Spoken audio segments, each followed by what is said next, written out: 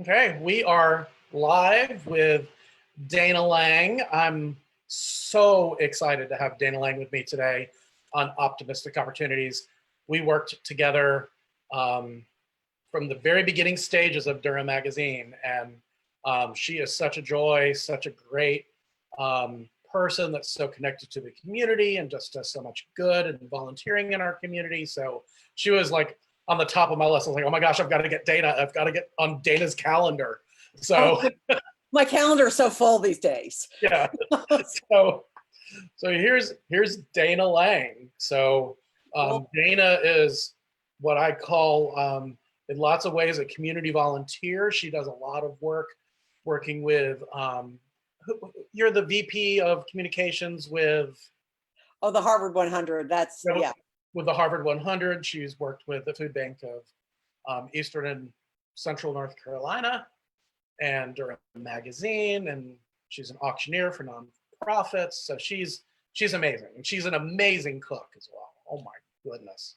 Well, thanks, Carl. I'm sorry I have no food to give you right now. That is something I really miss. Yeah, is cooking for people, except my family, right. Who aren't as excited about everything as my friends. Right. So I want to start out Optimistic Opportunities a little differently today than we usually do. And I want to make sure we're not really ignoring what's happening in the world. And Dan and I were talking about that before we came live. And so yeah, it is. What is happening in America is incredibly tragic, yet not surprising to me. I think that African Americans have been put in disadvantageous situations for forever. I mean, they never really have gotten equal justice, and I am sad about this happening, but I am actually hopeful that this will help change things. That people will listen. As a white person, I have no idea what it's like to be under suspicion or mistreated for just living my life. And I think that's needs to change. And so, the looting is unfortunate, yet also it's frustration. But the protests are necessary. And as a white person, I hope to stand as an ally and do what I can. My daughter, who is not a runner, started running for to help with equal justice for African Americans, and she started 3 days ago. She put something out on her Instagram, and she's a poor college student. She's had $1,200 donated. Wow. In 3 days by her poor college friends, at $5, $10, $15 a pop. That's a lot of people supporting. And she every day she donates the money right back out as soon as it comes in. And she's like, oh my gosh, I've got to donate again today. And I'm like, this is good. And the good part is that, it's people supporting who are, probably white kids like her, who are frustrated and, want to do something and don't know what to do. So right. Just act on top of COVID. Yeah, it's a challenging situation. Yeah. I was glad to see that the protest in Durham was not violent and did come off well, which was good.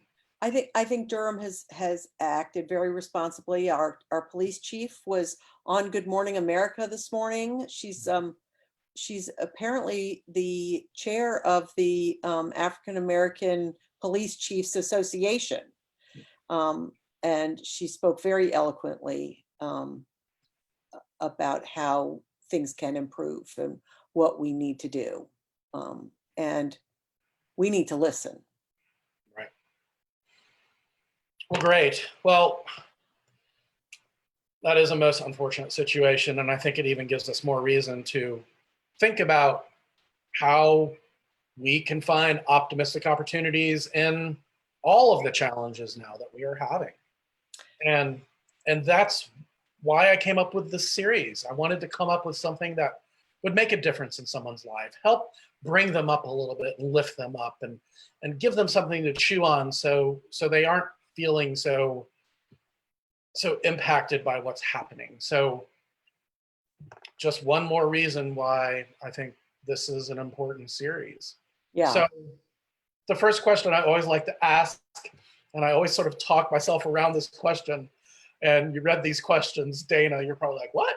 So how are you staying positive in this environment and looking at the silver lining in every cloud? And the reason I say silver lining in every cloud is not that it's just like a silver cloud, but there's a silver lining inside every cloud. So when I was in a show, I mistakenly said that line the wrong way, like silver lining to every cloud. And I leaned forward and looked at the rest of the cast. And then I looked back and they started laughing. The audience started laughing. And I was like, there's something to this. I'm going to keep this in every show. So I kind of start off every optimistic opportunities with that story. And I'm sure if you keep on tuning in every week, you're tired of that story. So maybe I should switch up and do a new one. But it's sort of the epitome of, being optimistic and looking at, not just the silver cloud, but the silver lining in every cloud. And, what are you doing to help stay positive in this environment, Dana? Well, I mean, personally, the silver lining is that I got to have my college-age daughter come home. She lives in Boston in an apartment, and she was in college and working. And, I wasn't going to see her all year, basically. And so my personal silver lining is that, my family is together and we have better quality time and more adult quality time together than we would ever have again in our lives, probably. So personally, that I look at that as a bonus. But to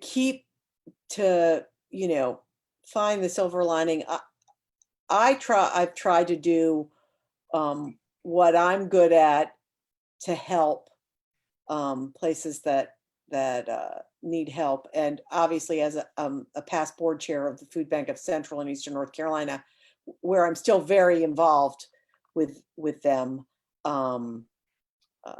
I mean, they've been incredibly impacted. I was talking to Peter Warbecky, the president and CEO, yesterday about the huge continuing need and the outpouring of support from the community. Last, in the month of April, they gave out over 9 million pounds of food in 1 month, which is a lot of food. Trust me, that's a record-breaking month. And it looks like May also is breaking another record. But they've had a lot of new donors who've also helped because they're having to purchase food, which they usually don't have to do. But the optimistic part is that, there are 19,000 new donors to the food bank because of this situation. And just knowing that people know that the food bank is a place to turn to help. I had friends who said, I'm a seamstress, and they're like, my first friend, Michelle, texted me and said, can you make me a mask? And she said, I'll pay you. And I was like, there's no amount of money she can pay me that's worth. I said, I'll make you a mask, just donate something to the food bank for that. So, here's like kind of masks I make. Oh, and so I put it out to my friends. I said, I'll make masks if you need them. You donate to the food bank. And I've made 173 masks. Oh my goodness. It's a lot of masks. But, and mailed them to people all over. Like a friend of mine in Rhode Island said, I need 6 masks. And she sent the food bank $300. Well, those masks cost me like $1 each to make. So, that was a win-win.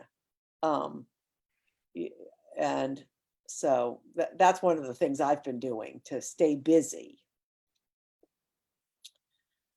So I haven't really asked anybody this question because we haven't gotten down the list enough, but it's an interesting one.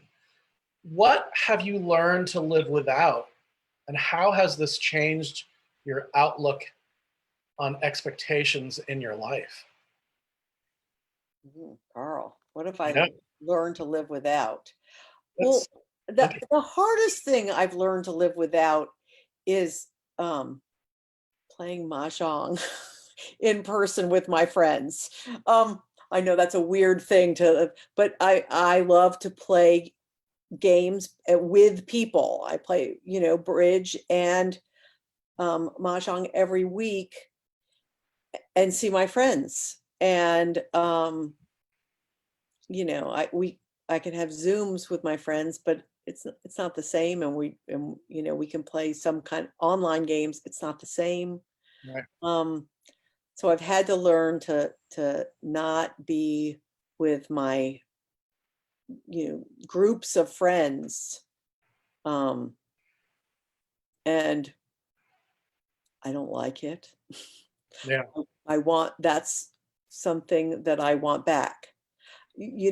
Other things that are harder to come by, it doesn't matter. I could care less about buying anything. If I can't get boneless, skinless chicken thighs, I'll figure something else out. It's just friends. That's been hard. And has this changed your outlook or your expectation in your life? Expectations in your life? Changed any of the outlooks, expectations? I mean, I would say in changing, I actually kind of see this as a good reset. I think that people are, considering what's the best priorities are for them now, and they might be better things for the world in general. I don't see that things that people thought were important before that were more materialistic, they're finding aren't important. And so I don't think this is, from that point of view, is bad. The sickness and the people who have terrible anxiety, and of course, people who have lost their livelihoods, that part is horrible. And the fear that causes in, parents. I'm lucky I have a college student. She outgrew my having to help her with homework 20 years ago. But, so I haven't had the same pressure of working a job while teaching children, while trying to acquire toilet paper. And, that's not been my reality. And I feel for those people that have trouble with that. But I'm hoping that people appreciate teachers more. I mean, now when I hear my friends talk about having to teach their children and how their children all got sent to the office, Right. Because they can't take it anymore. It's like, okay, I always said there was a special place in heaven for middle school teachers. Now I think everyone knows there's a special place in heaven for all teachers. Yes. Yeah, our 13-year-old is actually on our deck with a good friend of hers from school. They're social distancing with our dog out there now while we're broadcasting in the living room. But Yeah, we just had a Zoom with a few of Olivia's teachers from the school year just to catch up and check in, and it was really interesting just to sort of be with them and reflect on how it's been going for them and how it's changed, and it was amazing. I mean, they're never off. That's the problem. That's and they may have kids and they have families and lives too, and so it's I hope that we are a little kinder after this, and more supportive of people in different situations. Yeah, I think we'll all be better at washing our hands. definitely. We'll all have a new fashion accessory. Yeah, I know. So this kind of dovetails with what you were just saying. We're right at like 1:16 now, so we'll tie up in a couple minutes. But this last question I had was, what new goals have come to mind since you experienced this reset? You were really just sort of talking about that naturally anyway. Yeah, So, I mean, I don't know that, well, my major goal right now is to have better politicians. So I am hopeful that we can have the people can appreciate the need that well-prepared governments, and there's a need for planning and safety nets, and it doesn't mean that people don't need to work and participate, but I'm hoping that people understand, why governments need rainy day funds. I mean, who would have predicted? So that's my goal, is to help however I can, us be better prepared. That's what we do at the food bank. The food bank is the safety net. There isn't a government agency that feeds people. The government depends on food banks. And it needs to be that way for all things, not just food. yeah. Well, great. Is there one little positive antidote or statement you want to close us out with today? I didn't have one prepared, but I would. Me either. I know. I would say, try and just take things one day at a time. I always say, don't pre-worry. Like, there's going to be enough things to worry about. Don't pre-worry about something that might happen, because if it doesn't happen, then you worried for nothing. Pre-plan, be prepared, but don't pre-worry, and just take it one day at a time. That's awesome. Yay. Well, Carl, it's good to see you. So awesome. Dana, thank you so much for joining us today. Happy to do it. And next week, be sure to tune in to see Christi Bintliff. She's a good friend of mine I met when I was at Durham Magazine. She is a dental administrator, and she's just opened up her own consulting company. She is super duper fun. We're going to have fun also next week. So, but we'll see you next week at 1 o'clock for Optimistic Opportunities. And I feel like I should cue music now. You have music? Yeah, I need to do that. But thank you again so much, Dana, for joining us. I really appreciate it. Happy to do it. Good to see you, Carl. See you. Bye-bye. Bye.